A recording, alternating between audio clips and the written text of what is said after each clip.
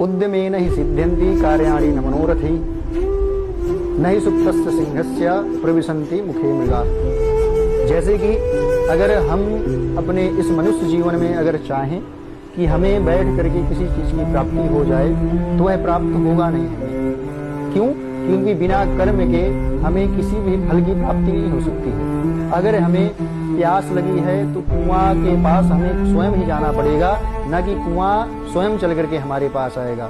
और उन्होंने उदाहरण दिया नहीं सुप्तस्य सिंहस्य, सिंह यानी कि शेर जो जंगल का राजा है, वह अगर सोया हुआ है तो मृग उसके मुख में स्वयं चल करके नहीं आगे प्रविष्ट होगा।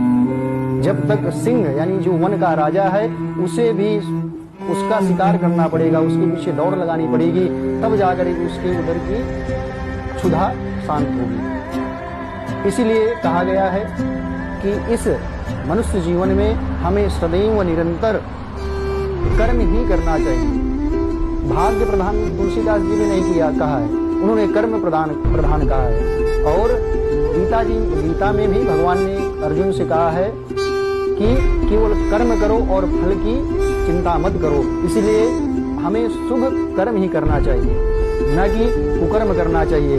सदैव अच्छा मार्ग अपना करके अच्छे कर्म करना चाहिए।